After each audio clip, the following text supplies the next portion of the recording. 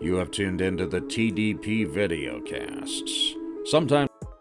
And welcome to the TDP Videocast. We've had many names down through the years. Actually, the first name that we had was the Northern Runes Radio, and that was when we used to do most of our material on the Northern tradition. But now, of course, we're looking and have been looking at the transcendent principles around all occult practice for the purpose of global awakening in a true way. And we have today a special guest. We have Noah here. I've been on his show before, and we are bringing him here on the TDP today. And those of you that are watching this, it's in a format where it has been recorded, but it goes out as though it were live. So I know I'm in the chat box there. So if you have questions or if you have comments, you feel free to put comments in the section there. Make sure you're respectful too, and remember the algorithms that are out there in YouTube land, and keep things nice so that we can keep on presenting material to you. But thank you for taking the time to be here with us, Noah. I appreciate you doing that. Yeah, for those who are familiar with me, on my program, Gnosis, with Curtis Joseph, which we've had a hiatus there for a little bit because of some stuff that's been going on. I go by the name Kova Therion, and we do a lot of stuff similar to you, Dan, of trying to find the truth behind various different pathways and finding the gnosis therein. Yes. And we've been on a break for a little while, so it's really exciting for me to get on the air with you and get to do some talking and just about the various different truths that are out there. Yeah, and you know, there's so many things that I have noted, and I'm sure you have too, and so is Curtis, that are all spoken about in different words with different variations, but they actually do underneath it all mean the same thing.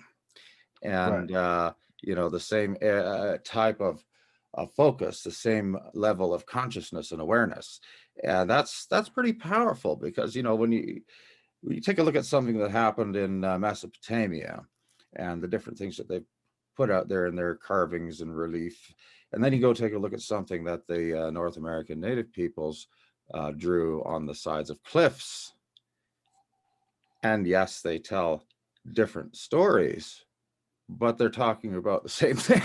And it's kind of it's powerful, because then you realize, okay, this is not just something dreamed up by a handful of people who are trying to scam folks. This is something that was deeply pervading almost all human culture, if not every culture and subculture in the human race. And maybe it's something we should pay attention to. Yeah, if I like to refer to that as like a beam of light, and it's like hitting multiple different prisms, and it's reflecting various different things to various different people, but it's all the same source. In like structures like the Hermetic Order of the Golden Dawn, they pull from a lot of different things, and the reason for that is they're taking all the different most effective parts of different traditions, and they are utilizing the most effective tools to unify with the source. And I had an apprentice ask me the other day, you know, what's the point of all of this? He's noticed like all these people, they use different language, but when I say all these different people, I'm talking about all these different practitioners of different paths. And they're all talking about the same thing. Why are they all talking about the same thing, but they can't seem to get along? They won't agree with each other. So what's really going on? And I said, yeah, it's exactly the same thing. You know, it's kind of like a pick your poison sort of scenario. It's all various different things that its goal is to get you to the same place. And you know, the goal is even more than that, but it's the perspective with which people, look at things that seems to cause the biggest problems. And here's the thing: somebody that has connected to who they really are, at least to the point where a person is able to, while still maintaining their incarnated status. Yeah, Somebody's there and we've they have a talked certain about that perspective. before. They're looking at things in a different way. And, Right. when you take a look at things from that perspective, you're not really arguing and fighting about stuff when you're dealing with other groups of people, because you know that it's talking about the same thing. Right. But when the egoic mind steps in, I'm right. That symbol has to have 3 curves in it, not 2. You're wrong. You're going to just do nothing. And that, yet, if you, again, take that step back and see, let's say, if this is 2 different magical systems being worked, okay, and you see these 2 people doing things, they both get results. Right. Or they both don't. It depends, because you got to, yeah. This is one statement that I will say. Any person, any magician, any magical practitioner that comes across as though they never fail at anything they do is trying to hide something from you, because you know what? Oh yeah. We've all done things and it didn't work out the way we wanted it to. I say first and foremost, I'm a skeptic, but really first and foremost, I'm a failure at a lot of things. Because, anyone who knows me on a personal level knows that I got my own personal challenges that I come across. We get this idea that if you're good at magic, you're going to have a cherry ride. It's going to be beautiful. You're not going to have problems because you're a master of your reality. And no, that's not the case, man. You're going to have moments in the alchemical process where you hit that black stage where everything starts to die and decay, and everything in your life starts getting torn to shreds, and you start to experience failure on a deeper level. But failure should be a roadmap to success. And failure is a perspective as well. Yeah. Now, of course, neither one of us, those of you watching out here, are talking about people that do things in a half-assed way and feeling sad, look at all of the suffering that they go through because they didn't take the time to do things properly. Okay. And by doing things properly as well, I'm not saying that it's done according to what somebody in their system of magic told you it must be. That's dogma. But I'm talking about somebody actually putting in the effort, somebody actually putting in the intent, the time, and the work, because it's not like Hollywood. They were doing their best. Something that is work. Right. They were doing their best, with maximum effort, paying attention, and it still didn't go the way they wanted it to. Mm-hmm. And then there's like the question, why? But you know what? There's a reason why. Absolutely. And you may not know what that reason is till 10 years from now. Right. And we have this thing, okay, of subjective experience. Mm-hmm. There are some things that are always going to be objectively true. In some ways. Carry on. I want to pick up on that in a minute. Right. Go ahead. There are some things that are going to be objectively concrete that you'll be able to do that will yield specific things. Like you're hungry, you eat something, calories, satiation. Only under very exceptional circumstances will certain things not yield certain results. Like you have an intestinal distress because you need to poop, you poop, it's taken care of. But subjectively, with what you were talking about, how the different symbols and they have to represent this and they have to represent that. That can be very subjective. It's all about your understanding of something. That's why I kind of really don't like published grimoires and like spell books, because you're not going to ever have the same subjective experience to get that objective result. because your process is very different. What's going on with you and your relationship with those entities are different. Like grimoires are private journals of that practitioner, never meant to be used as a roadmap for other people. Like it's different to write up a curriculum of like correspondences to help people learn what you know. It's another thing to give people a formula to practice, let's say working with an archdemon of hell, or to work with, like, you got to develop those relationships, man. Like you got to develop those relationships, and it's a lot of trial and error, as we discussed, the failure part of it, seeing what works for you very specifically, because you got processes and elements within yourself that need to be in a proper alignment to make certain things happen. And that's why, you know, if you look at book 4 by Aleister Crowley, he talks very specifically about how the altar tools are just representations of the parts of self. And if you neglect the parts of self, when you to go to do this ritual, the ideal is to have perfect balance so you can truly manipulate things appropriately. But if you lack complete and utter balance, that's why it really surprises me when you see people who want to be magicians, but they don't have any form of physical discipline in themselves. They don't take care of themselves. They're not doing the things necessarily to take care of their bodily health. Yet, as I said, in book 4 by Aleister Crowley, he specifically points out that your body is your pinnacle. Your physical self is your first corporeal component. That's why when I teach people magic, I also require them to work out like 3 times a week minimum. Because if you don't have enough willpower to exercise,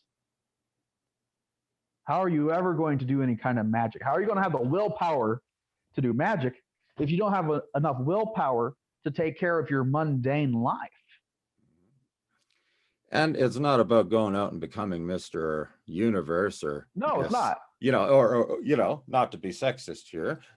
You know, they have big female. I just don't know what it's called. It's equivalent. Miss Universe. It's just but, you know, inverse. It's Miss Universe. It's about doing some things to build your will and to build your ability to have the stamina to do some of the rituals that are necessary. Now, of course, you know, I'm not 18 years old anymore, and there's man. Sometimes I wish. I don't feel any different as a person, you know. It's really weird. When I was 18 and I looked and somebody my age, oh boy, they're getting old, you know. But really, it doesn't make a change, as you know, to the internal self. But the thing is that, you know, at that same time, I still have the ability to do these rituals that I did when I was 20 and when I was, you know, 19 and so forth. Right. They will take a toll on me. Oh, yeah. Simply just from the exertion. But a lot of times the energy exchange I get from that sort of mitigates it. But the thing is that I wouldn't have the ability to do that if when I was 18 and 20 and doing some of these really strenuous works, you know, 2, 3, and 4 hour rituals and more, where you're continually in motion and so forth. You know, I wouldn't be able to do that today. And, you know, a lot of people think, you know, well, you shouldn't be worried about anything at all. Just, you know, sit down and be lazy. But then that pervades everything else in your life then. Yeah, it does. And, you know, there are some things in magic that you know quite well, especially if you're dealing with aromatic magic, that you don't want to be lazy about. Yeah. Because the spirits that are, you know, some, you know, they have a certain demeanor. And if you're going to be working with them, if you have no self-discipline, they're going to manipulate you and play you like a fiddle. Oh yeah. I was talking with someone, the same apprentice actually. When I do my consults with my people, I take a lot of time to talk with them. I encourage them to write out questions in depth, and often we'll talk about stuff that's not even inside the list of questions. So I go above and beyond for my people because I care about their growth and development. If they have any questions at the moment, I want to know those answers for them, and know those questions so I can give them answers. And is the inverse concept of angel and demon. And as well as I do, it's kind of like two sides of the same coin.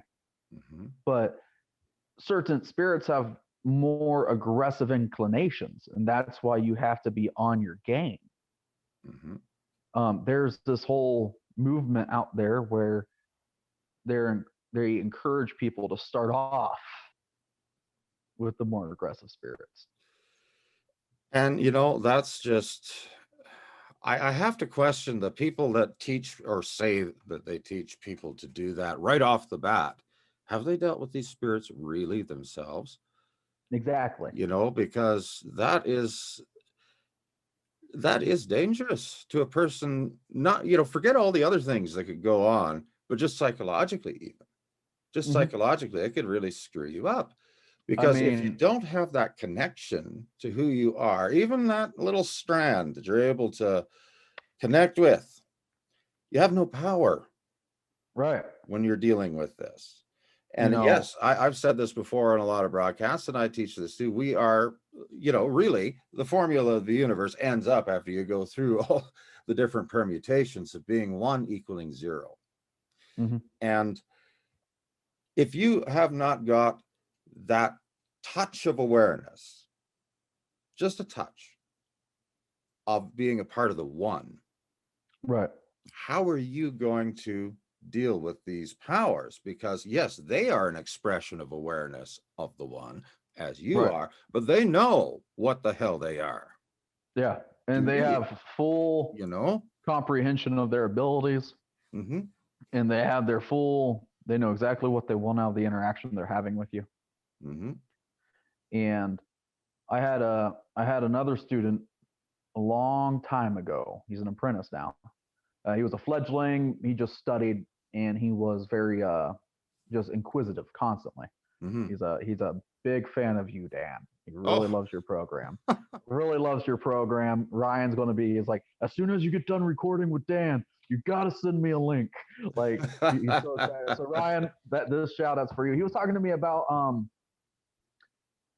I believe it was actually like, it was Belial or one of the other kings of hell, and Michael W. Ford had written up this whole incantation that was kind of vague on the instructions about drawing triangles, just triangles in the corner of a specific direction, but give no explanation on the intent or the purpose of such triangles.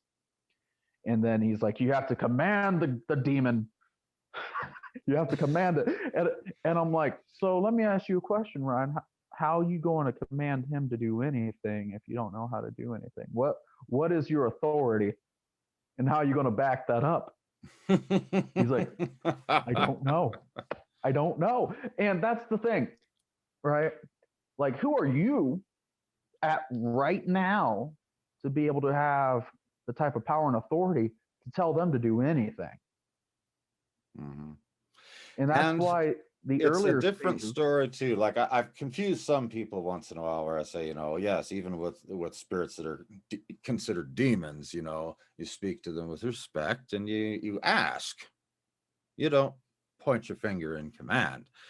But there are spirits that are out there that are not related to any magical system. They're not part of the different egregore spirits that are all around and about us as well. And that's a whole discussion for another time. But these are spirits just of pure primal consciousness, before there was any humanity, before there was any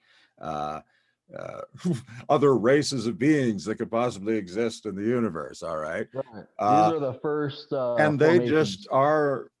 The only thing I can say is that even though I don't follow the works of H.P. Lovecraft, his talk on the ancient ones was not that far off when it comes to talking about these types of spirits. Now, they're not to be feared, but the thing is that if you don't have an idea of your own status as a part of the one, as a part of the all, you're not going to experience anything good out of that type of interaction. And these are things that some of these folks that are out there trying to give shortcuts to everybody, There's are no leading protest. folks to, and they may not even realize it themselves. And I'm just saying, you Yeah. know, if one of those folks happen to be watching here, just you know, give some more tips to folks on self-discipline, on how to actually connect with who they are, because that's the key I to everything. I used to have a student who she was working on summon invoking Azazel. Mm-hmm. Didn't even know how to shield. Know nothing about shielding, nothing about energy work whatsoever. Mm. And like the person who taught her should have been thorough enough to make sure that she had the training. Mm-hmm. But there's so many people out there like, give me your money and I'll teach you whatever you want. It doesn't work like that because you're going to get people hurt.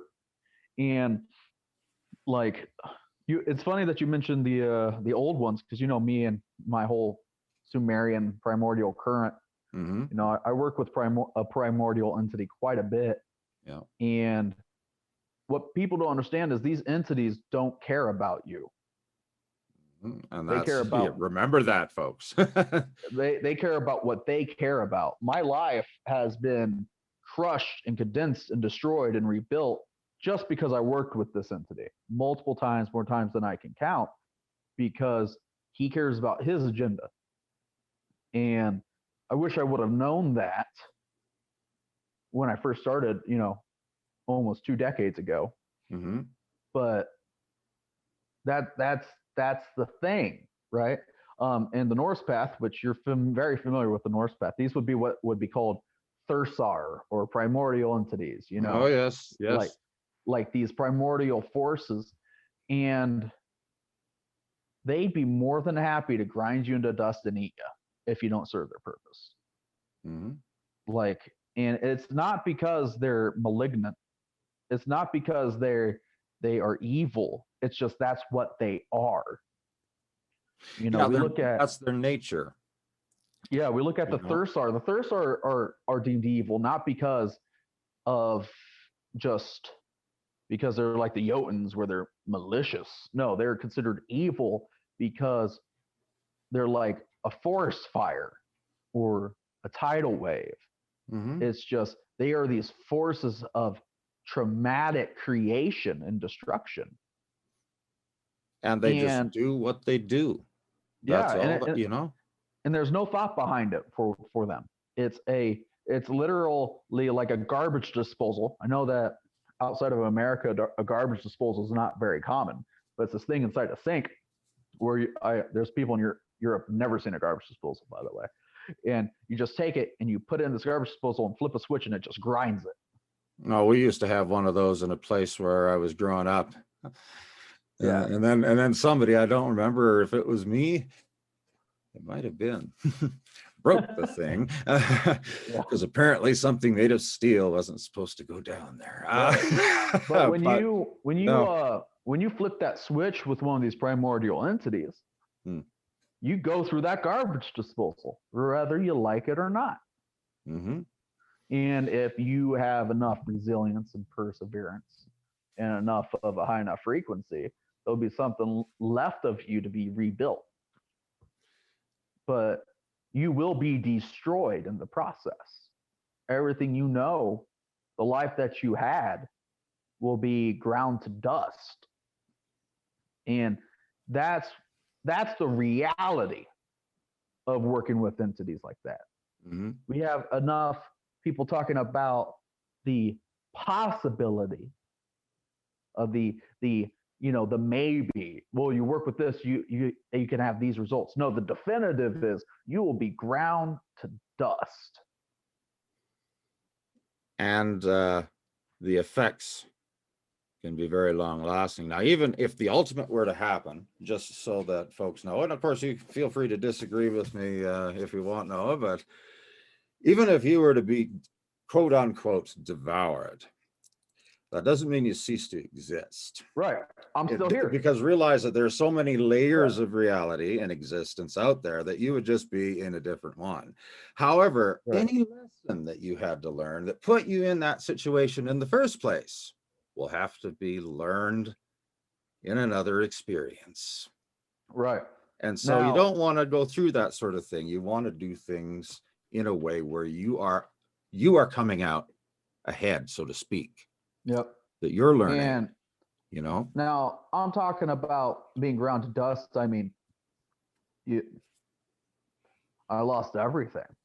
Mm-hmm. Everything was stripped from me. My own sense of pride and identity was taken, and I'm still struggling with the backlash that came Oh, through to yeah. my life. Well, And I had one place there where I didn't have a bed to sleep on, and I didn't even have a sheet to put over my window. And so people walking up the apartment stairwell across from me could see me sleeping. hey, at least you had an apartment, Dan. Oh, yeah. Well, that was way back when it was cheap. We're talking about more than 20 years ago where that happened. Yep. But that was a horrible thing. And I was working at a really good job at the time. I worked for the city. Right. And I lived on, at that point in time, just a few $100s a month because my finances were utterly destroyed. Mm-hmm. All kinds of issues that happened. It was like, to pull off of what you were saying earlier, Noah, there, in my own life, it was like every part of my life was pulled apart. And when that was done, things were rebuilt in a different way. Right. But And you got to persevere to the place where it gets rebuilt. And this dark night of the soul, which is really what it is. And I think just about every person that practices anything in the occult goes through this, because it is, again, getting rid. It's not because the universe hates you.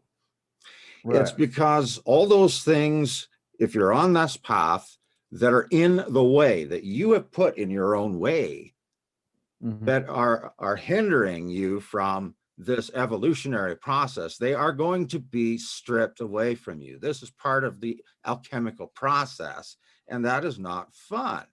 But you can't stop just because it hurts. You can't stop just because it's hard. Yeah. Because then you're stuck with it. Okay. Yep.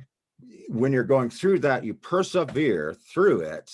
This is one of the things that they used to say in the Golden Dawn too, was that perseverance was one of the most important aspects of the entire process of the outer grade system.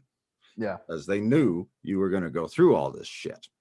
And wonderful. You go through all this stuff and then you get rebuilt. And you know what? This process happens more than once. Oh, yeah. It's continual, but it's better. I very much doubt it ever truly stops. Oh, it can't. Me and you have had this talk, right? The second you attain true mastery, the second you evolve as far as you're supposed to. This is the thing that all these teachers out there that are trying to espouse godhood and apotheosis that won't tell people is this path that you're on right now leads to your death. Because one of two things will happen. You'll either attain your mastery and you'll fully evolve to what you're supposed to be in this life. And then as soon as you're done, you get ganked. Or as soon as the universe, or whatever you want to call it, learns that you aren't going to evolve, then you get ganked so you can start over again. Either way, like you either evolve to die or you refuse to evolve and become crushed. I mean, and that's true. Not in the same way for everyone, because of course everybody's challenges are different, right? But it's not just the universe. It's your true self. Yeah. Your true self is wanting to find, and actually, I've got to find this. I did a broadcast back in the old NRR that actually talked about this stuff, and I just remembered that now in talking with you, Noah. And what it was the fetch, the true self, the higher soul, whatever you want to call it. There's 100 names for it. Is looking for a vessel of flesh through which its process of evolution can be completed. Right. And not only that, a vessel that has a self-awareness, an ego. Okay. Right. Not that ego, the self of I, the egoic mind, is supposed to be the master of the house, but it's supposed to be a part of the process in its place. Yep. And Yeah, I'm glad you brought that when they up, because find that, that's when you have quote unquote eternal life. Now, that doesn't mean your physical body's going to live forever, although there are some Right. people that have lived impossibly long years. But that's not the point. The point is that your consciousness as you then continues, rather than being put together in a different personality.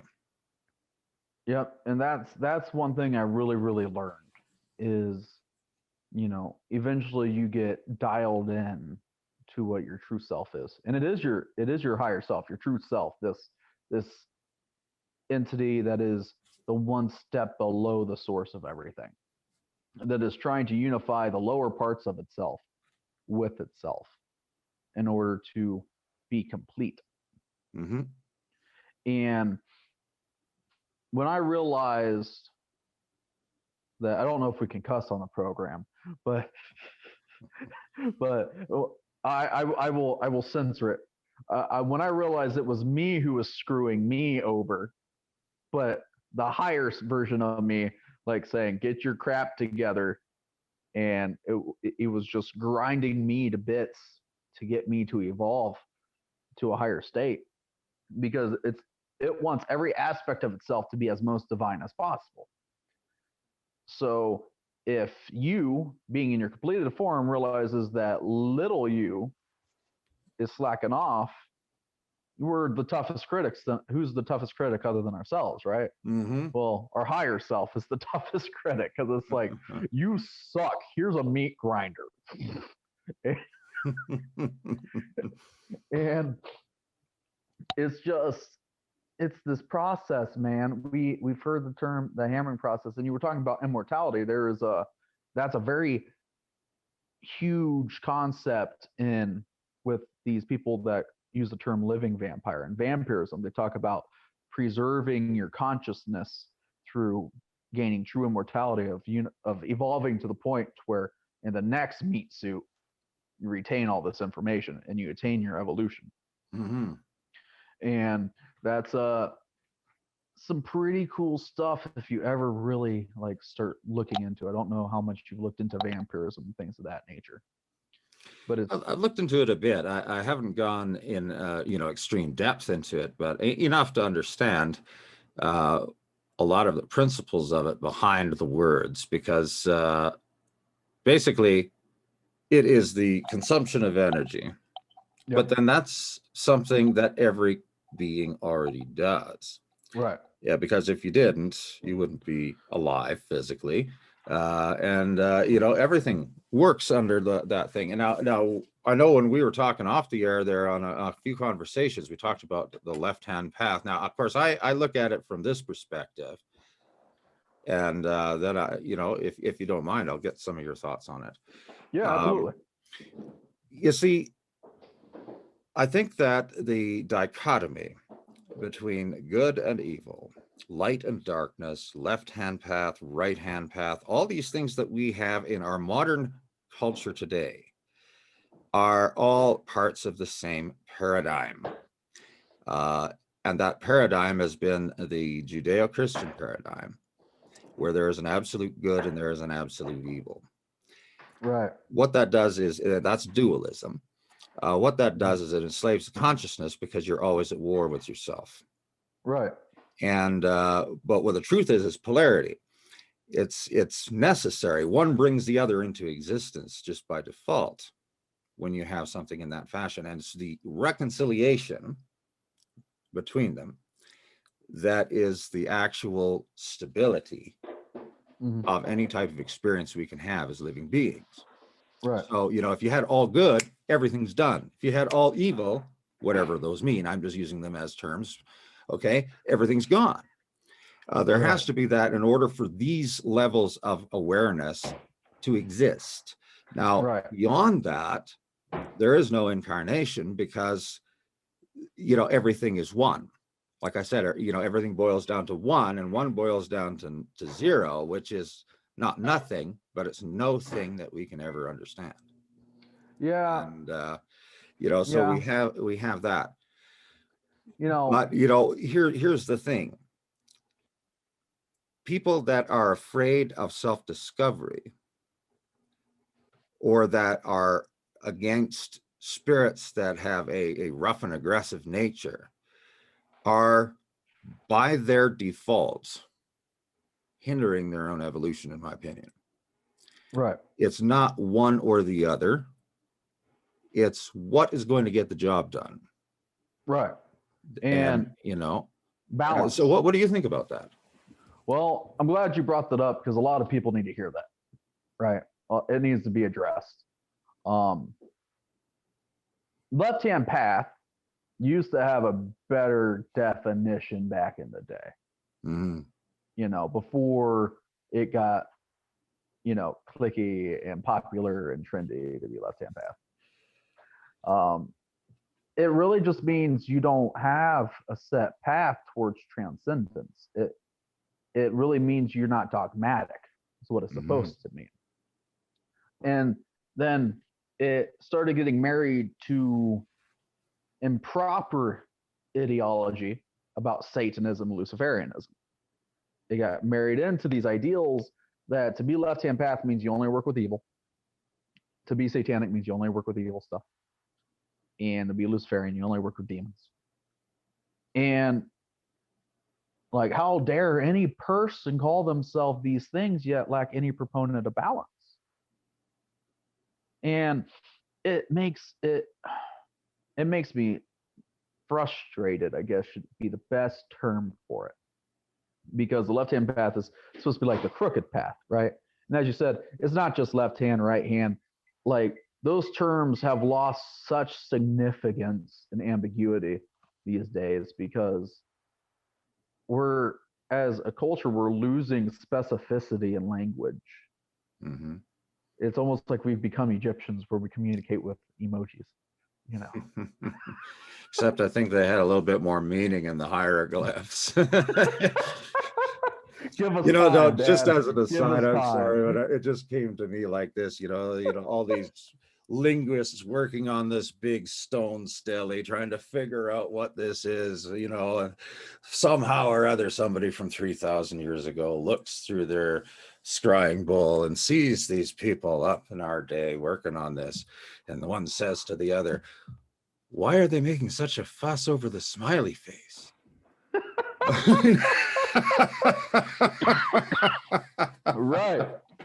Right. It was probably just their meme catalog, and they didn't even have a written language, Dan. Because they devolved as a people like we did and just started using memes and emojis to communicate. Like in 3,000 years from now, people are going to be looking at the Doge meme. Like, this dog represented some sort of like representation of Anubis or something. No, just the Doge, man. But I think that's in our search for meaning, we have a tendency to overcomplicate. And like, if we just strip dogmatism, like you said, we can make things really, really simple. Mm-hmm.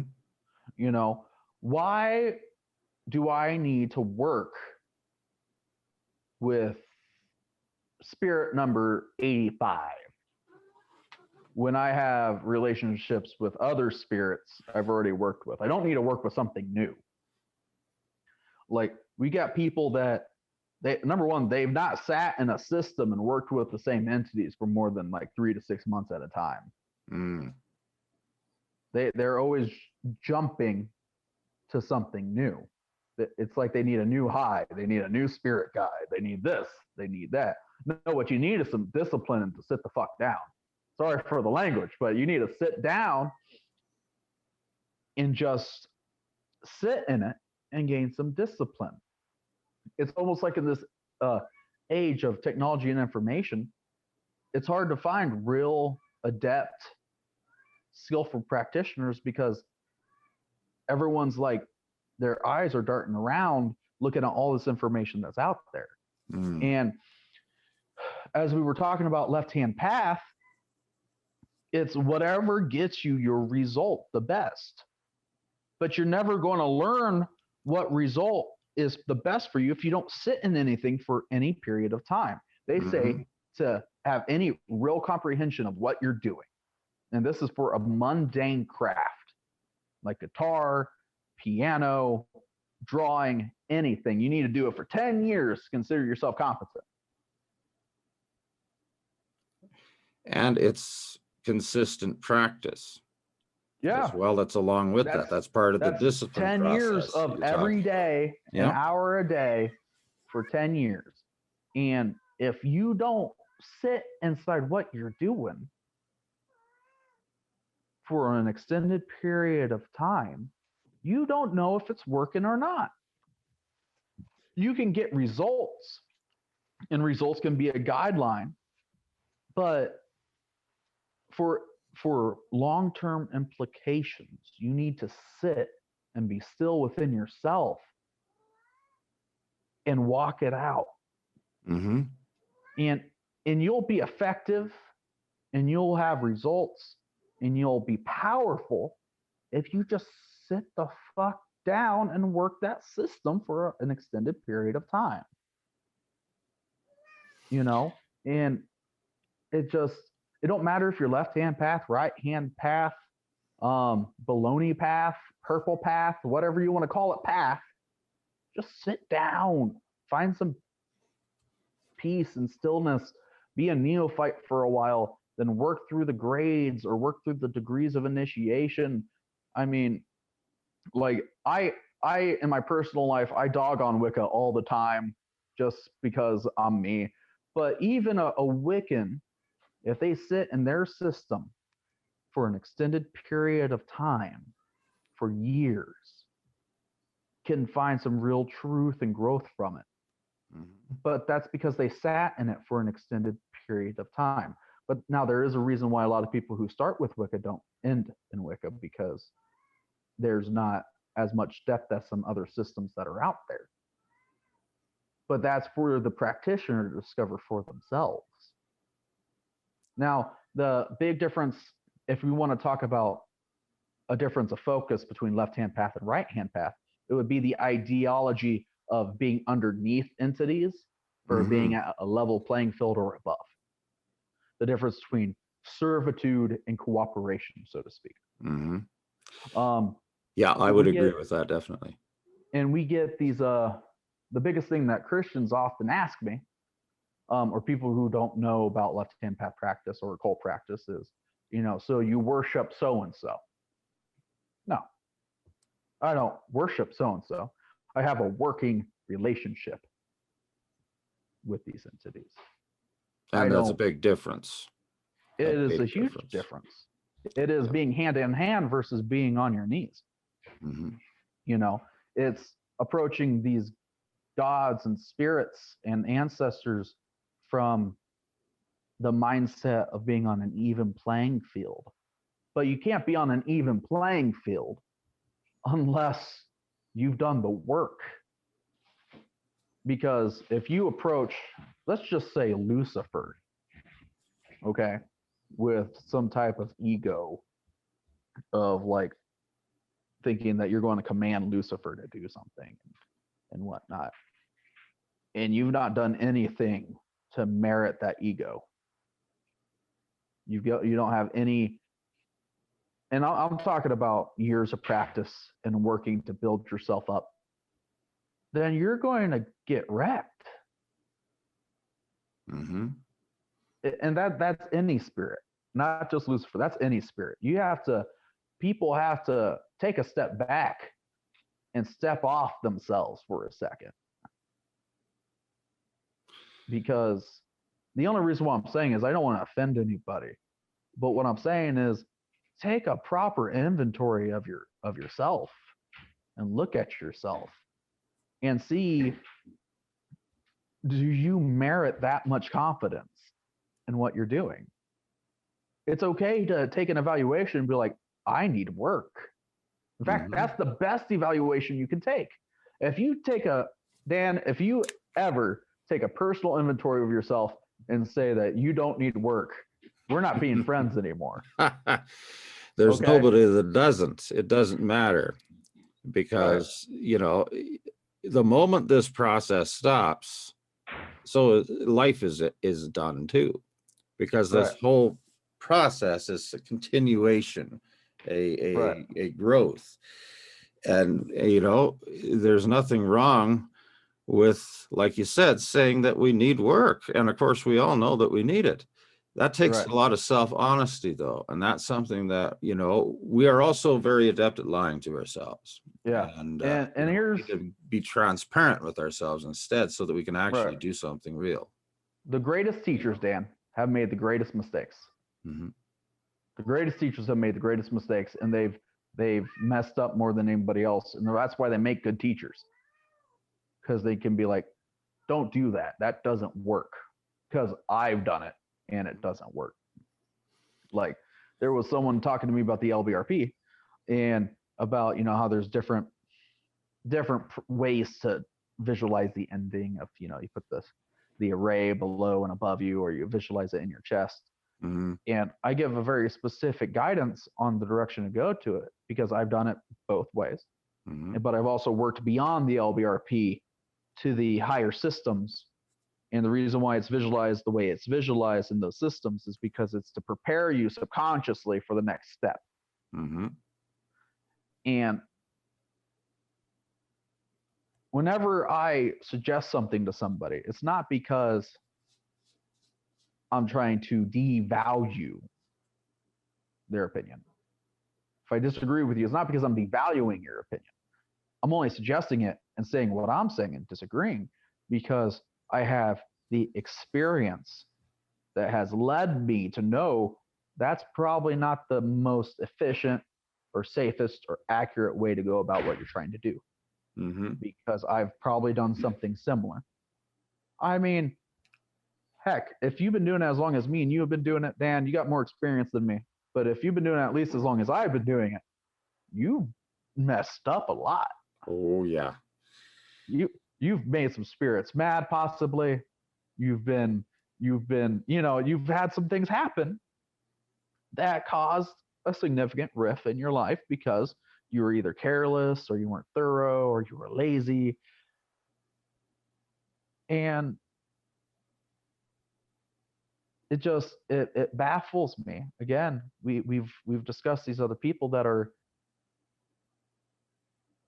it hurts my heart to see people get taught wrong about dangerous things without being taught the standard stuff first.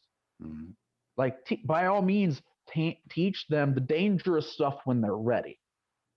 Mm-hmm. Like, I have another student who he wants to work with some more intense things, and he has that desire, and that desire is great. I said, but it's not a not ever, it's a not now. Mm-hmm. Give yourself time to grow before you go in the ring with Mike Tyson and box him. It's something that you have to build that connection to who you are in your awareness. Right. So that you are ready to go and do stuff like that with the more dangerous material. But yeah, you don't see that taught though very much. And the best way I can describe it, okay, is look at the arena of professional fighting. Right. Mm-hmm. Number one, you have to go through an amateur circuit and training first before you can get into the pro ring. Now, there's a couple reasons for that. Number one, it wouldn't be a very good show if some guy who's never fought before went into the ring with a world heavyweight champion and got knocked out on the first hit. It'd be like, why are they putting this amateur in this ring with this champion? It's also because it's extremely dangerous for the amateur to get into the ring with the champion, because there's a higher chance of prolonged permanent injury and death. So they go through the amateur circuit and prove that they're ready to compete on that higher level.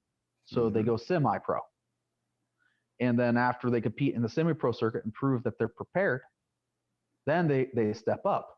And then they have to go through all these contenders to make sure that they are prepared and it's safe for them to go on to that next level. They have to earn that. But people don't realize that tier system exists not just for the showmanship. but for the safety of the contender itself. Because if you get into an arena to fight that you're not prepared to fight in, you're going to be utterly demolished. And that is the whole point, Dan. That is the whole point of making sure that you are ready before you go into those arenas. That's why you don't start off with the great old ones. It's why you don't start off with Kings of Hell, because that is an arena that you have not trained and you have not competed in the lower tiers first to be able to be prepared to undertake. And it's okay if you're not ready. There's nothing shameful with being like, if he hits me, I have an untested jaw and he could break my jaw and possibly break my neck. I am not ready for this. There's nothing shameful about knowing your limits and having a proper inventory on yourself. It's just like in lifting weights. You do not start with putting 800 pounds on your shoulders and going to squat. You don't start there. Why don't you start there? Because you know in a very physical way, you can't handle that load. So you start off at like, say, 125, okay, or your body weight for squatting. And then you work over time and add 25 pounds here, 50 pounds there, 90 pounds there. And you work up in these increments to be able to finally put those 800 pounds on your shoulders. And what people won't tell you about putting 800 pounds on your shoulders, Dan, as I come from personal experience on this, is when you put that weight on your shoulders, you feel every muscle, every vertebrae, every piece of bone condense. Oh, no doubt with a weight like that. All right. You feel everything in your body condenses. There's people who break their backs putting that much weight on them. And it's no different when you go down with that weight and come back up. Because carrying the weight's only the first challenge. Holding it and standing up with it's only the first challenge. It is the movement of going down and coming back up. So when you're competing on these higher levels, whether it be in fighting, weightlifting, musicianship, or in magic, you have to be able to carry that weight, that pressure. Because if you have one crack in your form, if you have one opening in your defense, if you are sloppy in the slightest, if you have an opening in your defense, you're going to get hit in the face. If you have a crack in the form, you are going to have a hernia, or you're going to break your back or get seriously injured. If you're sloppy and you're playing on a professional level in front of thousands of people, you're going to embarrass yourself and all those things. Same thing in magic, though. Your defense has to be strong. Your form has to be correct. And you can't be sloppy. You have to have precision. That's why we have to treat it like it's serious business, because it is. And that is, I think, one of the biggest reasons why, your channel and my channel exist, because of the fact that, people don't talk about what these preliminaries are all about. And they're not really preliminaries. That is just as much in the path of magic as doing all of the so-called exciting stuff. In fact, it's actually the real goal behind it. I had a disgruntled client once, Dan. He was once disgruntled. I've had more than that. Okay, I'm just using one disgruntled client as an example. Okay. I had a few because I'm a harsh teacher, okay? But he's like, I'm paying you all this money for you to teach me how to breathe. Yes. Because you didn't know how to breathe properly for your meditation before you met me. Like, the fourfold breath. It's simple. Breathe out for 4, breathe in for 4, and you hold for 4, count between each one. Yeah. That's a powerful tool, man. Yeah, it is. Fundamental. People don't understand fundamentals. Fundamentals win you the championship. And there's something physically, too, that maybe some folks don't know when you breathe like that, because you're breathing with your diaphragm. You're not just breathing with your chest. When you do that, it actually affects the parasympathetic nerve. Mhm. And your entire nervous system shifts gears. Yeah. And that's great for when you're A, going to go to sleep, or B, entering into a meditative state. Altered states of consciousness, man. Yep. But like, your fundamentals win you the gold, man. Your fundamentals win it. And if you have no fundamentals, you're not really doing magic. I'm sorry. But you're never going to perform on the higher level without fundamentals. Mm-hmm. Never. And you might step into that arena, but you're going to get knocked the fuck out. Just bam, you're going to go to sleep. 3 seconds, first punch. Like, it's, and I say it out of love. I don't say it out of a inflated sense of self-importance. But honestly, if I didn't care for these people, I wouldn't tell them these things. I would just let them carry on, go ahead and get schisms in their psyche and become insane or become possessed, which really there's not much of a difference between the two. You're better off taking more time than you need than rushing ahead. You're never going to hurt yourself by taking extra time because you can't be over prepared. You really can't, because it's better. It's like a gun or a condom. It's better to have it and not need it than need it and not have it. Okay. And yeah, you got a long life ahead of you. Slow down, take some time. And I'm speaking as if I'm speaking directly to a person, but people need to hear it. It's okay to take your time. It's okay to sit in a beginner state for a long time and observe, because even the most adept people still do that beginners type stuff every day. mm-hmm. They do that type of stuff that you feel like, well, when am I going to get to the advanced stuff and stop doing this stuff? No, you're never going to stop doing it. You just do more. If I'm sorry to break it to everyone at home listening to this, Dan, but if they can't handle the minimum, just a tiny little bit of stuff they're supposed to do at the beginning neophyte stage of any system, doing that every day, you're never going to get to advanced magical practice. And that is the truth. That is the truth. It's not to discourage people. I just want them to understand the reality of what they're looking to do. Just like if you're a boxer, you're never going to stop running to make sure that your cardio is in check. You're never going to stop working on footwork and working the bag. You're going to you're doing that your entire career.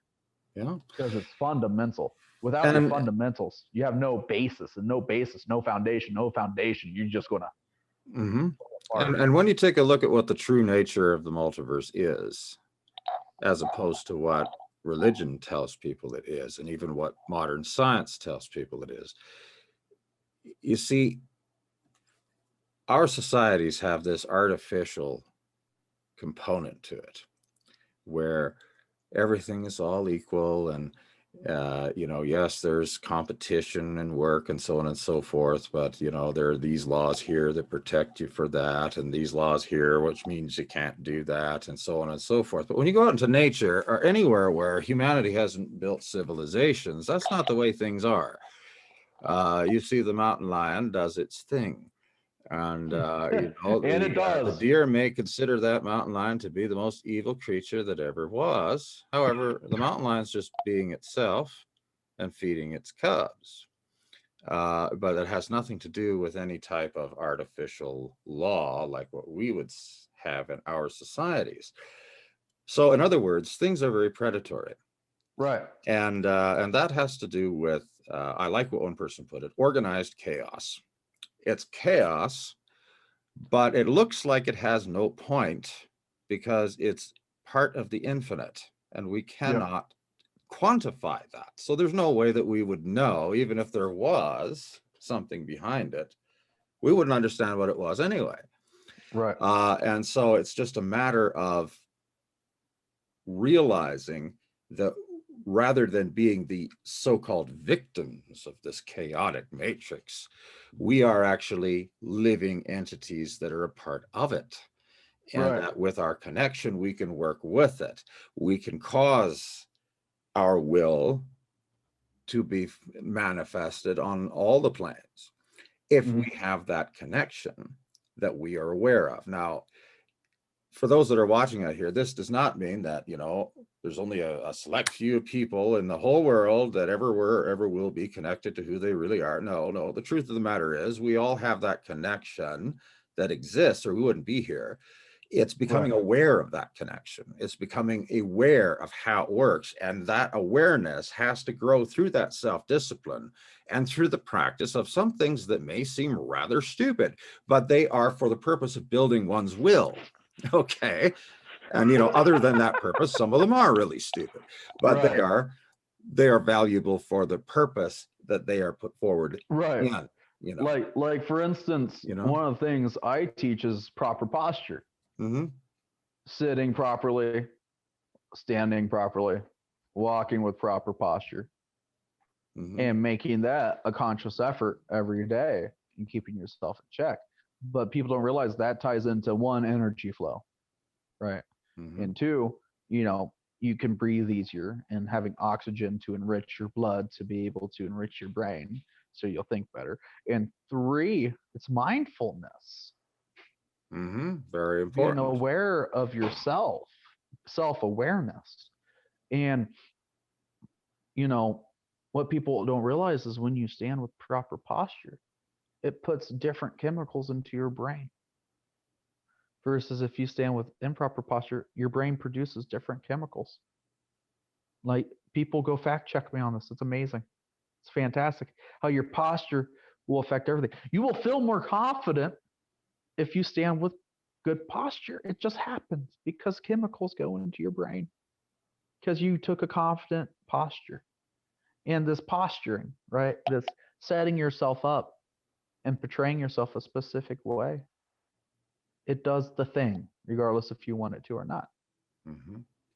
And, the whole thing about food chain and stuff acting the way it does, right? And not maybe understanding it, maybe it doesn't. I have snakes. I feed snakes. I feed snakes other animals, right? And they'd be quite upset if you didn't, no doubt. Yeah, absolutely. That's what they eat. And I have reticulant pythons, and one of them, she's a big girl. She's like 14, 16 feet long. She eats pigs. Okay. Now, if that snake ever got loose and ate the cat or the dog, that's on me. That's not on the snake. Because the snake's not doing anything other than what's in its nature. Exactly. And when we look at these spirits, they are acting within their nature when we interact with them. And when a spirit decides to attack you, regardless if it has sentience or not, it is operating within the natural order of its existence. These little pigs are kind of cute that we feed our big snake. But I can't feed the big snake rats. I can't feed the big snake hamsters or gerbils. It would definitely eat them. They're not big enough. I mean, I could feed it cats, but then people would be really upset with me. So we feed her pigs, but she could very easily eat anything else in the house or even a small child. She could eat a small child just as easily as she could eat a pig. Maybe even easier. They could. Yeah. The bones are more squishy, eat that baby, no hesitation, no questions asked. That snake would eat that baby in a heartbeat. And we would use that snake as the most horrid thing because it ate one of our members of our species. But that snake's not evil. It is eating to survive. It is doing as it is programmed to do. Yet, if it ate, let's say, a baby, which is people. These snakes are kept under lock and key. They're not going to get out. Okay, like, but if it were to eat the baby, we would kill that snake, right? Because that's what we're supposed to do, right? But we're going to kill something for acting within its natural function because we have this. This is going to be a really like radical opinion. This inflated importance on being human. Mm-hmm. The idea that humanity is somehow at the top of everything when we're only a part of everything. I'm telling you, when you have a 90-pound snake on you and you're by yourself and you can't move, you realize very fast you are not the top. You are on top of nothing.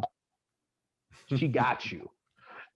But that's why we don't handle the snakes by ourselves, by the way. They're big. Yeah. But that's the thing. That's the thing right there. Having a proper understanding of who you are. When you get more experience to deal with the snakes, you can handle the snakes very safely. You have the experience to deal with those snakes very safely versus going into the astral plane and dealing with spirits and invocation, evocation, all that. When you have the experience, you can deal with these spirits very safely. And left-hand path, you're not supposed to have any form of dogmatism, right? That's really the difference between being dogmatic, being dogmatism over here, like the dogmatism of the Abrahamic religion and a lot of other paths, versus left-hand path, no dogma. That's really the only difference, is level of dogmatism, is what the original definition. Yes, and that's something that, needs to be understood by those of you watching out there. The meaning of these terms has changed over time to be something quite different than what they originally meant. Lack of dogmatism does not mean lack of morality, by the way. Not at does not mean lack of ethics. Because you got these people that they're like, well, I could do whatever I want because I'm left-hand path. It don't matter who I screw over because I'm exempt of this and that. No, you're an idiot and you're a horrible person. That's all that means. Okay? I am a left-hand path person that, I do charity work. I help people out and I be the best person I can be versus how some other people, they use being left-hand path as a license to be an asshole. And that's totally stupid. Because you see, one of the things that you understand when you take dogma and put it away, so that's not something that's your focus anymore, is you realize, okay, if there isn't some big being in the sky with a beard and a thumping pole that is responsible for everything that happens in my life, oh, wait a minute, that means that I'm responsible for everything that happens in my life. Right. Oh, and so if you and I are responsible for what manifests in our lives, we're not going to do things to screw that up, are we? No. Law of attraction, law of frequency, man. If you're a dick, you're going to attract dicks. If you're a jerk, you're going to attract jerks. Like law of attraction, like attracts to like. Birds of a feather flock together. And that's the thing. Like, look at these people who do horrible things. They're 9 times out of 10 going to be attracted to and surrounded by horrible people. And let's just be nice to each other, like left-hand path, right-hand path, or anything. Let's just be nice to each other, and let's be honest with ourselves about ourselves. Like that's, I have my downfalls, sometimes. And something one of my apprentices said is, I've yet to meet a magician of any kind that doesn't have some form of like elitist mindset towards themselves one way or the other. Right. And you know what? It's true, right? Regardless of how no matter how humble you are and how down to earth you may be. And Dan, you're one of the most likable, nice guys I've ever met, right? But we all got our moments. We Oh, all we have do. our moments. We I do. know I do. Like someone says something that's completely crap, I'll speak on it quick and in a hurry, and I'm like, "You wrong." You know, like, but that comes from an experience standpoint. There's sometimes we get to earn that authority to speak on it, but Mhm. most of the time, more often than not, oh man, it's okay. It's okay to admit if you don't know something. It's okay to be like, I'm not familiar with that. And then, but you get a lot of people in this field that their main gift isn't the occult, it's bullshit.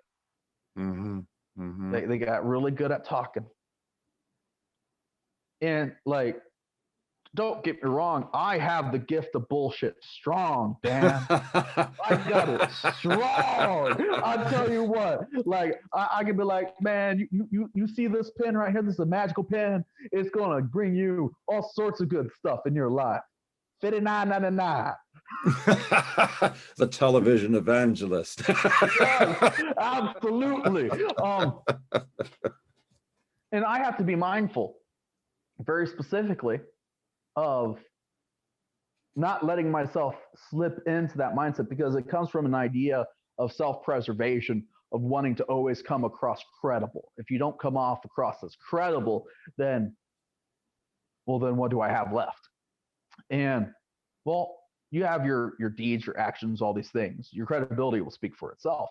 But you get these people that they want to ambush others, and people have come before and they want to discredit them so they can build themselves up as the authority. I feel very sorry for anybody who views me as the absolute authority on anything. I'm not an absolute authority by any means. Now, I have some authority and I have knowledge and I have a lot of experience, but I'm not an absolute authority. I am not the end all be all for anybody. No one can be. Right. But you Because, get these people yeah. out there portraying themselves as such. Mm-hmm. And what you got to do is you have to be your end all be all. But that only comes after you have stripped yourself of a lot of ego and gone through some things. That's why podcasts like these with Mr. Dan Updike are important, because it gives you a critical view into people's minds of various different paths and walks. What we're looking to do is discover the truth. And it's okay if something doesn't, anytime I learn something that doesn't line up with what I know to be true, I first ask myself, and it's usually a quick conversation. Is this plausible? Now, there's certain things that when a person puts out a correspondence and a spell working on something, what always gets me very interested and it baffles me a little bit is when people want to put Kabbalistic correspondences with Sephira and connect it to like Lovecraftian entities and the old ones. And I'm like, what are you doing? That's not there's no need for it, because that system's not meant to do that. Like it's not meant to do. You're using a fork to eat soup. Stop it. Yeah, because some people have made. You see, here's what I think. I'll just get to it here.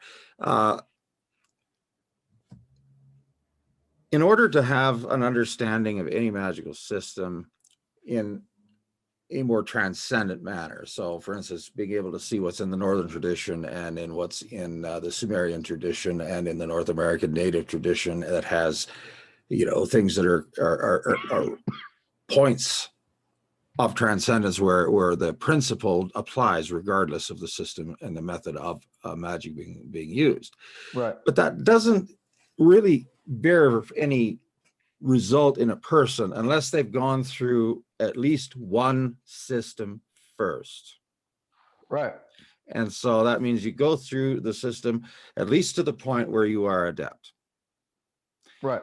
And then you'll have learned all kinds of principles that are below the surface. Okay. Mm-hmm. And you'll be able to recognize them when you look in another system, or Right. if you And look at something that you're creating yourself too, because right. there are a lot of chaos magicians out there that do their own thing and they get results as well, Right. if they know the principles. And I'm glad that you said that, right? Because to an extent, using Kabbalistic stuff to work with different entities that have nothing to do with it can work, but that person's went through that system most likely. They sat in it for a while. That's not a starting point for for a person just kind of coming into it. Mm-hmm. Like, unless you've gone through that system to the point to where that person went through to be able to build those connections, then you're not ready for whatever that is. Mm-hmm. And you also, a question I ask a lot is why. I get asked, should I work with this person and or work with this entity? And I'm like, why? You're asking me if you should. I'm asking you why you should. What is your why? Mm-hmm. That should be your starting point. Yep. You've got to have your own reason, and it needs to be something that's incorporated in your intent. And it doesn't come from another person.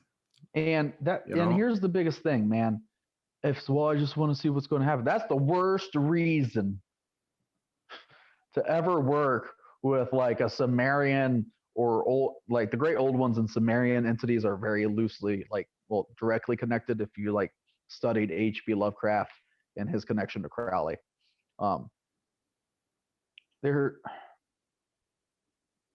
you have to have a firm hold. It's one thing if like one of these entities knocked on your door at the beginning of your journey and is like, here I am, I want to work with you very specifically. But if you're walking this path and you're like 5 years in, 4 years in, a year in, and then all of a sudden, like you find some stuff about Set or Loki. Let's use Loki for an example. Mm-hmm. And you're like, I'm going to start working with Loki. Why? How is that benefiting your walk? How is that benefiting your journey? Like people are like, well, because most of the time I don't get a good answer from people as to why they would want to work with Loki. Like most of the time. If you don't have a very personal reason where Loki specifically reached out to you and did some good and offered assistance in another working, and most of the time you're not going to get a spirit reaching out to you to work with you unless you've already been on the path for a while. Mm-hmm.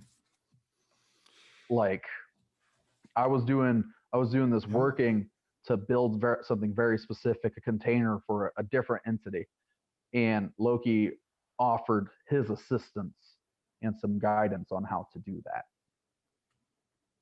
That's very different than an entity just showing up and trying, because a lot of time they're trying to eat you is what it is. Like honestly, they're like, oh, that person looks tasty and easy to manipulate, let's do that.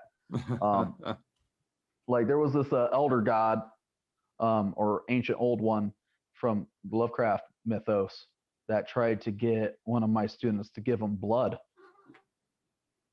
It's like, you owe me this blood. And I'm like, don't do it. It's a bad idea. Just don't. Like, because when you haven't been working with spirits for a long period of time and you haven't been doing magic for a long period of time, and I'm talking like 10, 15 years, you don't have the discernment that built up yet, the compass to know what could happen to you. And an understanding that just because a spirit may be great and powerful doesn't mean that it's telling you the truth. Oh, they lie, man. Oh, yeah. Sometimes they lie better than the sidewalks outside my apartment door. Well, they're just like people. You know? How often is an individual with power a human being with power, how more often can they be deceptive for their own personal gain? Mm-hmm. Just think about that. Think about that. Like, let's look at a certain president of a certain country who has been caught in many, many lies. But why does he lie? Because it benefits him. Mm-hmm. Well, what does he have to gain from lying? Well, I don't know, but he's doing it. We lie to get something because we don't want to lose something, or we want to gain the advantage. These spirits are no different. They're not these infallible, perfect beings that are there to hand you what they have.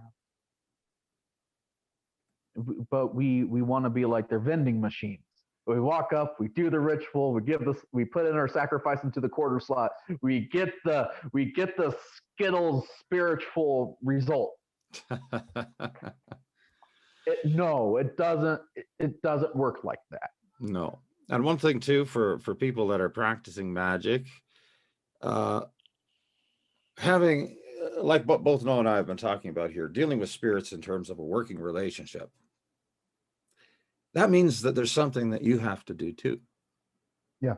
That means that you are an active participant in what you're doing. And I like, this is an old example, but you know, you're stuck in a situation where you're unemployed. I've been there more than once in my life. And you do magic to get a job, and then you don't write even a single word on a resume. Okay. Yeah. Nobody from XYZ company is going to come and knock on your door and say, you know, for some strange reason, I felt we have to offer you a job. If that happens to you, message me. I'd like to hear about it. Right. Most times, if not all times, you have to go out there and actually let them know through a resume, electronically delivered or otherwise, that you're looking for a position with them. And then if they like what they see, they'll interview you, sometimes up to 3 and 4 times. Yeah. And you know what? Your magic can help like illuminate your resume and application. Mm-hmm. But make it noticeable. You have to put forth the effort. Without the effort, you're going to have no result. Mm-hmm. Like that's your disc, that's your pinnacle, that's your corporeal component. You did all the spiritual stuff. Now you got to do your part because you're not living up to your end of the bargain with that spirit. Mm-hmm. If you don't take the steps necessary, you know, like there's the streetwise saying that a closed mouth don't get fed. You got to speak up. You got to reach your hand out. You got to open up that door so you can walk through it. If you're not knocking on the door, no one's ever going to open it. Now, and then this comes, sorry to interrupt, please hold your thought. I want to hear you finish it here, but I just thought this was important. In the middle of this too, you're building your awareness and all these practices that, you know, people say, oh, these are just the mundane practices before you get to the good stuff. Okay. It's those practices that we've been talking about where we're working with energy, where we're learning how to strengthen the awareness of that connection and all these different things that seem so irrelevant compared to the exciting stuff. Those are the very things that teach you how to have the awareness to see the opportunities that bring you the results of your magic. Right. And you know what? I've noticed many times, and I've gotten pretty good at it, where I notice when something's magic and something's mundane. Mm-hmm. And I'm working with this guy in music, and it was magic that brought us together. And it was a very, very cool thing.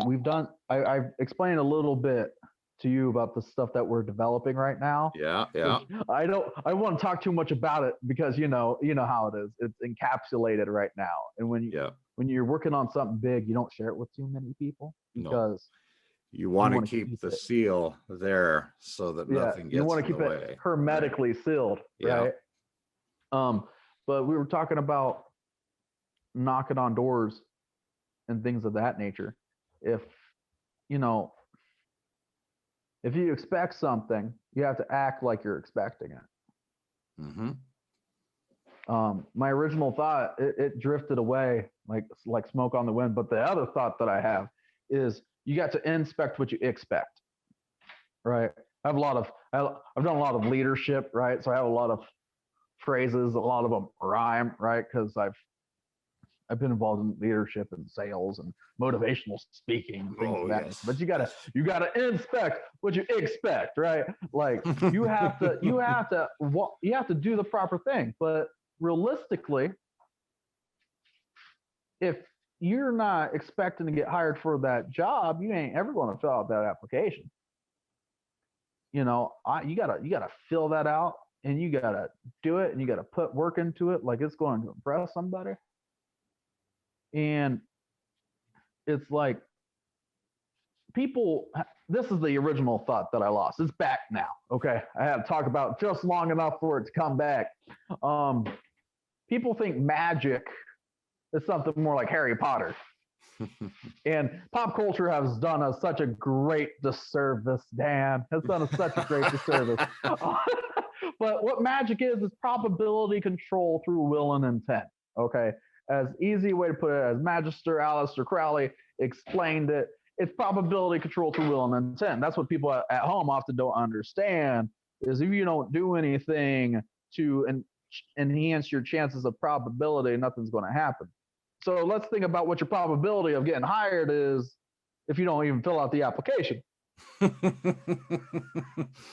Yeah, and you can only probability control so much out of that, man. Oh yeah, and I was involved in a lot of sales and all that too. I know where you're coming from with that. I went to this one place. I won't say the name of the company, but people who have worked for them will know who I'm talking about. But one of the very first sales jobs I had was selling a certain home cleaning system.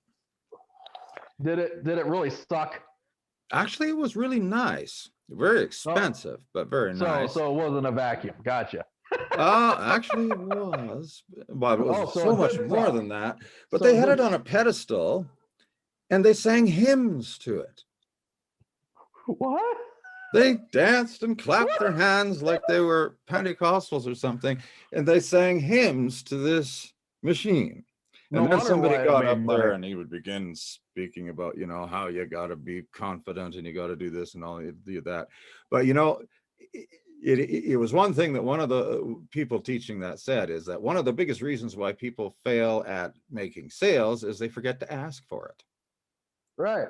And I thought, it doesn't matter what kind of thing you're doing. That's true, because asking for it is an action. Oh, yeah. There's a famous coach. There's a famous coach that says you miss 100% of shots you don't take. Mm-hmm. And that's why if I see a cute girl, I ask her for her phone number, Dan, because I miss 100% of shots I don't take. I'm gonna do what I don't care if she's 1,000 grades out of my league, man. I'm gonna make her laugh, and I'm gonna try to get her number. And more often than not, I do. For the record, guys, I'm not married. I'm single, so that's just a comedic explanation. Okay. And she's like, man, they're always like, man, you're just so confident. You just come up and you talk to me. Da, da, da, da, da. But the women are always like, man, you're so confident. How are you just so confident with your hairline the way it is? And I'm like, listen, they don't say the hairline thing, but I'm like, because you miss 100% of shots you don't take. Mm-hmm.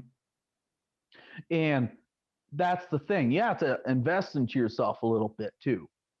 We talked about how, you got to have an inventory and be honest with your shortcomings, but also be honest with the positive notes too. Mm-hmm. It is okay to love yourself and be confident. Absolutely. But you got to have balance. I understand I'm a chunky monkey with a bad hairline. I get it. I understand. But in the same breath, I'm articulate. Like most people don't know when they meet me on the street unless they can identify some of my markings and jewelry and stuff like that. They don't know that I'm a magus. They don't know that I practice magic. They don't know I'm into the occult. Most people in my daily life don't know I'm on a podcast with Dan Updike talking about magic. They don't know that. And it's probably a good thing in my mundane life that people don't know, because when people find out that you're like some kind of sorcerer, wizard, magician, or whatever, it get kind of weird. And around Halloween, it's a little bit more okay. because the spook is cool.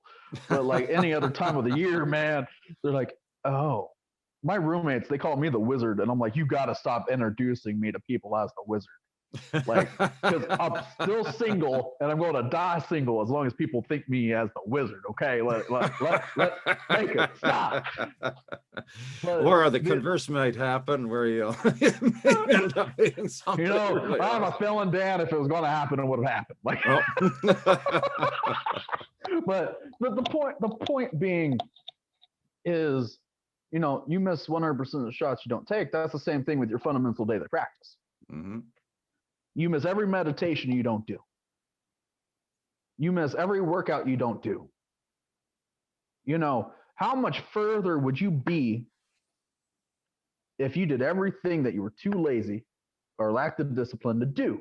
Oh, we all could answer and say we'd end up with an awful lot more accomplished in every realm of life. If you want everything you don't have, you have to do everything you don't want to do. Mm-hmm. And that right there, that's a mundane type of magic right there. Self-discipline. Self-discipline will take you to the heights of rich and fame. And self-discipline will take you to the heights of magic. Yes. But if you don't have the discipline, if I could just speak and articulate, it'd be fantastic. But if you don't have the discipline to do the work, if you do not have the motivation to kick your own ass and get into gear, you're never going to succeed at anything in life, let alone magic. And that is the truth. You know, magic is not an escape. I think it was Lon Milo Duquette that said this, you know. He said, him speaking, I do not practice magic to escape my life. I practice magic because it is a part of my life. Right. And, you know, so basically that's become his nature to do that. And we are at the way that our consciousness works, we are able to allow certain things to become part of our nature. We can choose certain things that we can accentuate. And, you know, magic is not something we do on Wednesday. It's who we are. Right. And we're just seeking to become more aware of that. But, you know, these processes and realize, you know, folks that are out there, even something that you're really excited about and really interested in and you want to practice. And let's say that you are getting into the so-called exciting stuff when you're dealing with spirits of all kinds of different hierarchies and different realms of existence. Doing what you don't want to do. Well, when you have been practicing something for months, even if you were excited about it when you started, you're not at that point in time. Oh yeah, no. You know, you think I'm excited anymore, Dan? You know? Think I'm excited anymore? No, this is not exciting. Like, it's not exciting. That's what people don't get. It's not exciting.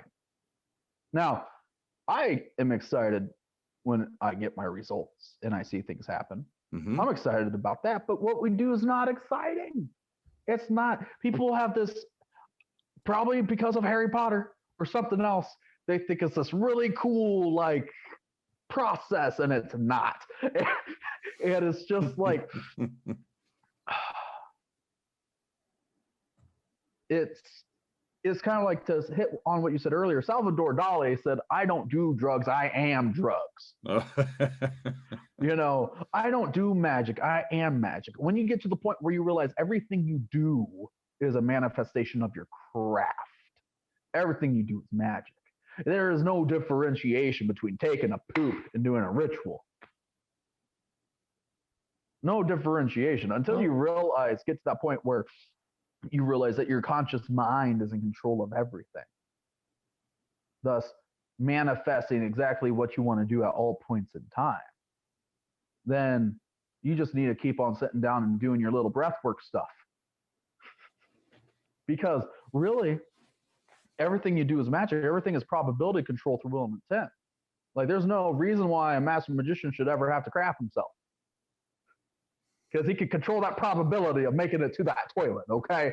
I'm just saying. But You would hope so, anyway.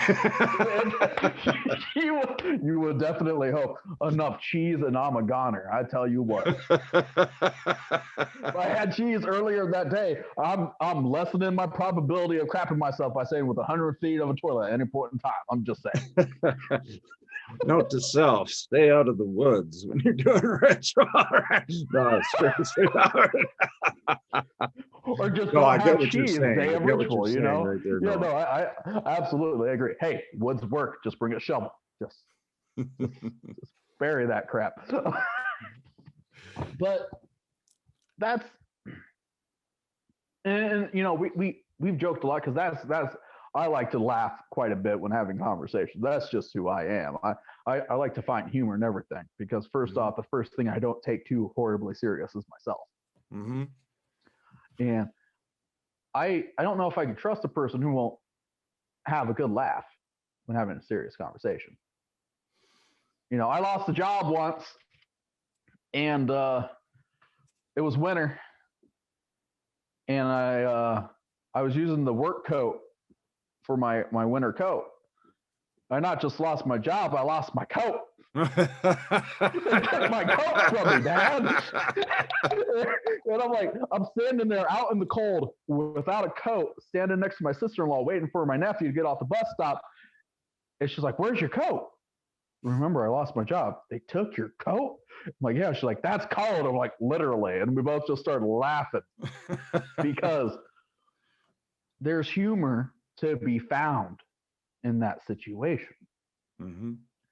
And like what we're doing is serious business. It absolutely is.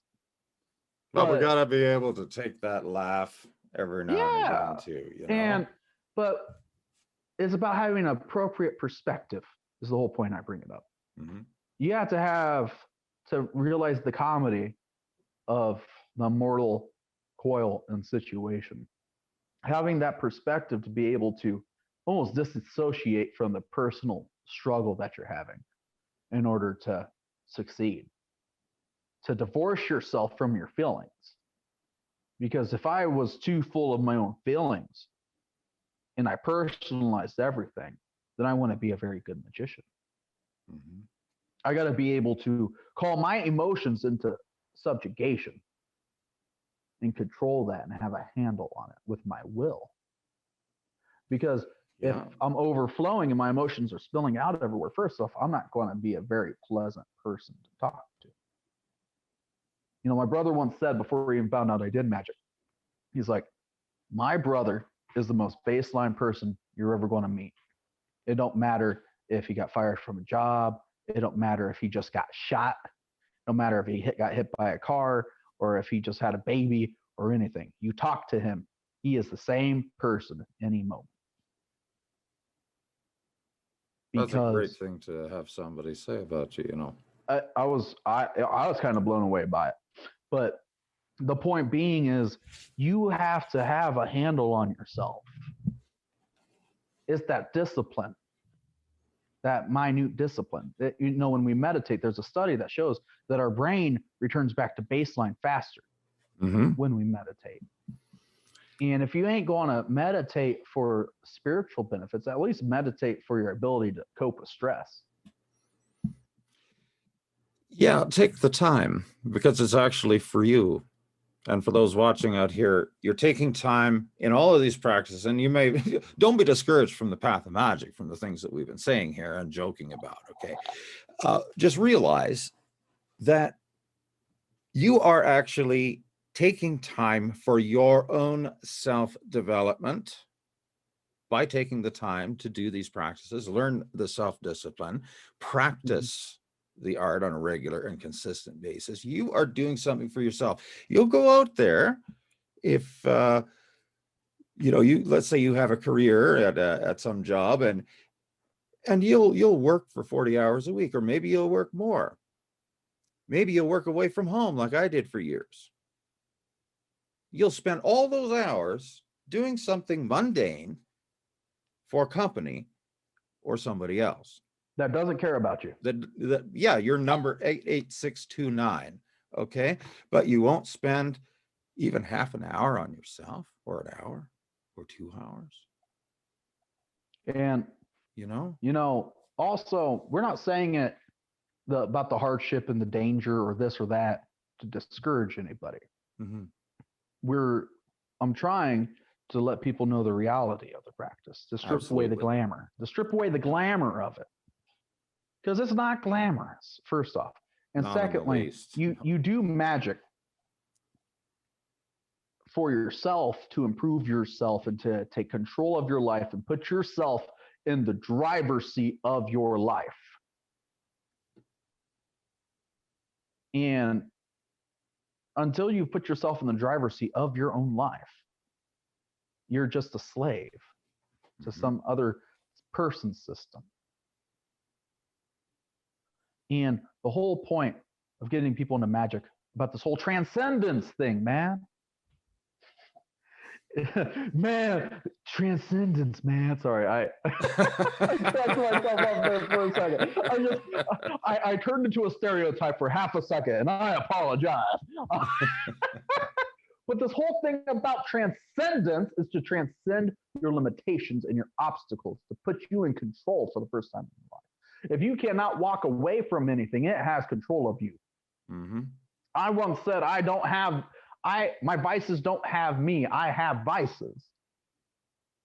If you can't stop what you're doing at any point in time and just walk away, it has control over you.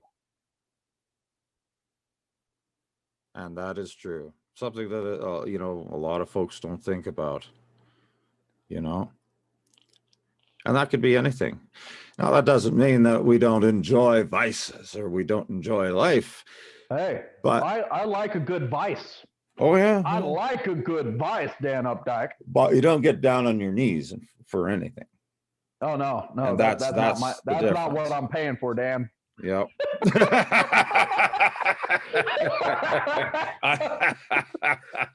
I could high five you right now, I would. Oh, yeah. For the record, I do not pay for hookers. That's not one of my vices. No. Nor one of mine. But officially, I'm going to put that on the record. Hookers, not one of my vices. I might joke about it, but no. But also the whole discernment thing, right? We can pull back to discernment about spirits, also discernment of context of people's language and communication. A person could be like, they could hear me make that joke about, I don't pay for me to be on my knees, right? And they're like, oh, he pays prostitutes to give him blowjobs. No, it's a joke. It's a joke. Have some discernment, people. Discern. If we can develop our mundane discernment, then it'll be easier to discern with spirits. And chances are, if you're here watching this program, you don't struggle too horribly with that, I would hope. And don't take offense if it is a struggle of yours, or if you feel triggered, so to speak. The whole goal of, at least for me emotionally, is to where I can never be triggered. Because then I've automatically given those people power over me, over my peace of mind. You should never allow yourself to be triggered. You should actually put yourself in situations that it offends your sensibilities, just so that you can grow a little bit of a thicker hide. Because if it's a weak point in your armor, I can guarantee you some kind of spirit's going to use it against you. Oh, yes. Yes. And again, it's not because they're just acting according to their nature. That's all. And don't think that just because a spirit is supposedly of some positive alignment, okay, it doesn't mean that they're not going to do the same thing, because they will. All right. The Enochian spirits are very powerful. They're also extremely grumpy. Grumpy, yes. And the same thing with the cacodemons, okay? But the thing is that you cannot allow yourself to be manipulated, right? Or even open to be manipulated. That's something that a lot of politicians will do. Is they'll upset people with something very minor, and then, well, they have all these people kicked up and upset about something very minor. This has been a fun conversation, though, and I had no concept that it was that long. But you know, this has been, for those watching out here, this has just been a conversation between two magicians, sorcerers, whatever you want to call us. I like a space disco pirate wizard myself, you know, or occultist, however. But you know, yeah. this is the type of things that we've been discussing here are the very lifeblood of what a person, if you're on this path of magic, or it's just starting on it, or you've been on it for a while, but you're wondering where you're going from here or how this is going to affect you. The stuff we've been talking about here is core. It's core essential. And I hope that you'll take the time to do more than just watch videos from myself or anybody else, but you'll go out and start to read and to research some things yourself. Be proactive with that. So then, and you know, there's some really great books out there that will actually give you fundamental curriculum with timing and spacing to go out through it. Something I do for all my students is I give them a reading list and I provide them books. Now, I have some students, it takes them a very long time before they start reading. And then they keep asking me questions. I'm like, just read the book. Just read the book. Just read the book. Read the book. Like, Ryan, that one was for you and I love you, but read the book. Which he's doing great now. He started reading the book. I'm proud of him. But it took him a while. Sometimes we have a mental block to doing the things that are good for our success. Yeah. And if I was going to say, if I'm a master at anything, I'm a master at fundamentals. If I'm a master at anything, I want to say I'm a master occultist. I'm a master at fundamental practice. And, you know, I've done advanced work, you know, assuming God forms and travel and all these things that are all good and well, but without the fundamentals, without having a handle on the fundamentals, you are up a creek without a paddle. You're in a knife fight with no knife. And you are wandering aimlessly through a desert with no hope of success. And, you know, there's ways to get a hold of people who teach. You know, Dan Updike's very accessible. He does great work for his patrons. He's always like, I would like to talk more, but I'm doing stuff for my patron community. So make sure to support Dan. He really takes care of you guys. Well, I try my best. You do well, my friend.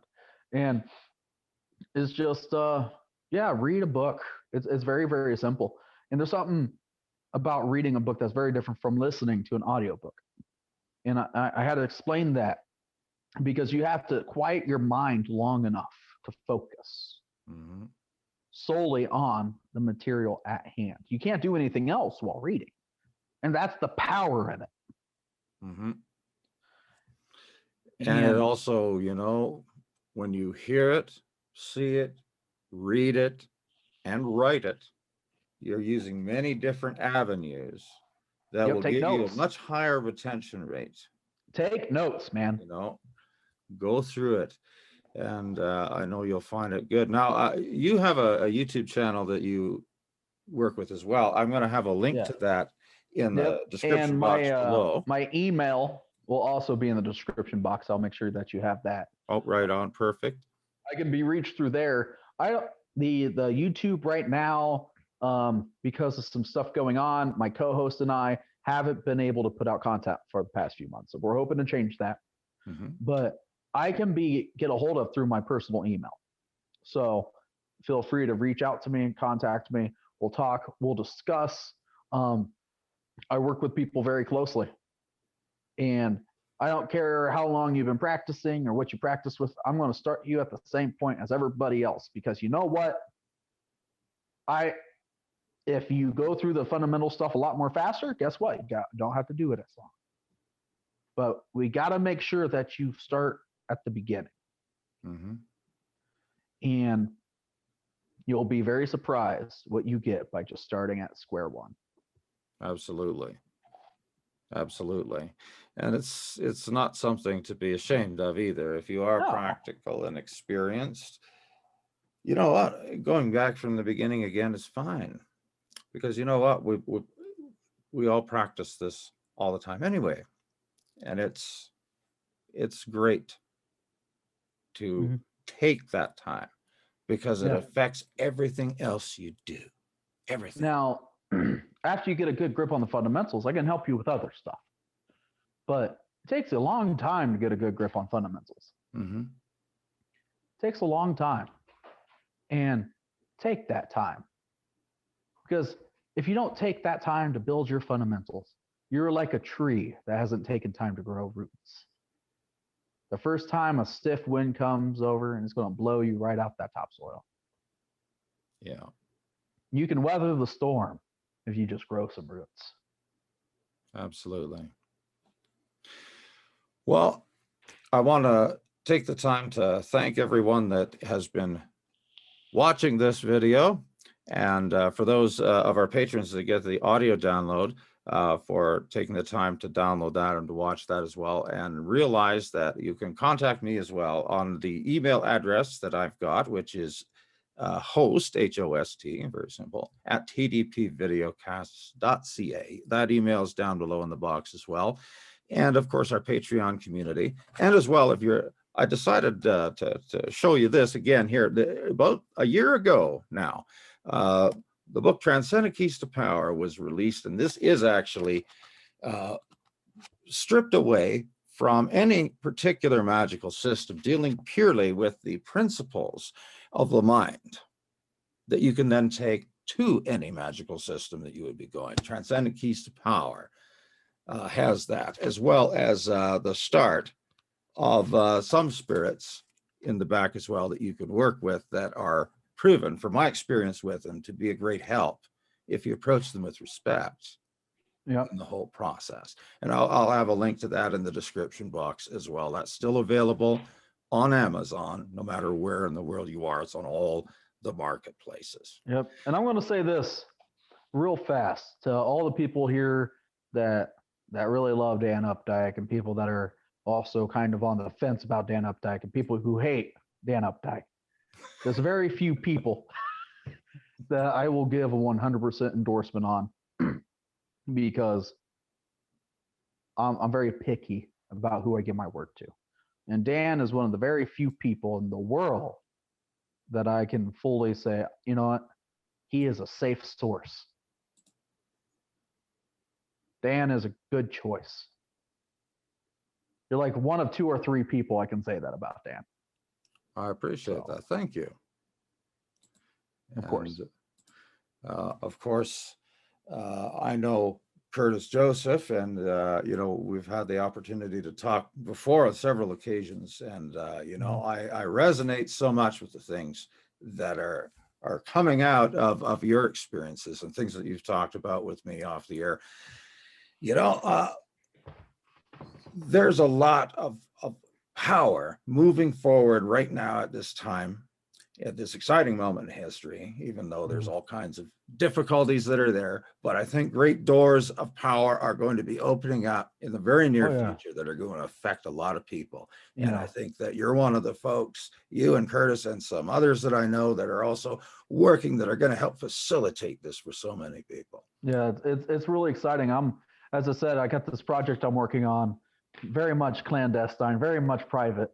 And, one of the things that I talked with you about was it's going to possibly give us a link between science and magic, maybe. I'm not going to talk to anyone else about it, but I'm excited about it, Dan, because we're working on some next level stuff. We really, really are. We're looking to bring a level of credibility to the occult that's never been able to be fully established. To bring something really objective to the table that people can see and feel and hear. I think that sums that up pretty good, doesn't it? Oh, absolutely. I mean, it's exciting. It's going to be this whole thing, just everything that we're all working on, and it's all going to come to fruition, and we're going to see the world change, and it's going to be amazing. It's going to be beautiful. And make sure you guys, I don't know if Dan has tiers, but get on the top tier of Dan. Get on Dan's top tier. That would be called the berserker level. Yes. Yeah. I like it. I like it. But as I said, Dan, you are in good hands with Dan Updike. You're in good hands. Thank you, brother. I appreciate that. Of course. For those that are watching, I want to again express appreciation for you being here. And I would like to as well let you know that we have a Facebook group page that you can find just by typing in TDP Videocast in the search bar. And we're starting up the weekly question video talk again. So I need questions from folks. So I just thought I'd put them in there. But here's a question for him to think on if someone asks, what is the metaphysical and occult importance of ketchup? Well, maybe what's in it. What is the frequency of ketchup there? Yeah. Oh, that's hilarious. I mean, you could actually analyze that and give an answer like, but well, folks, I want to thank you again. And of course, we will be broadcasting again very shortly. And so feel free to subscribe, put a like on there. That helps more people to see our videos. And I hope that you find connection, awareness, and power. Until next time.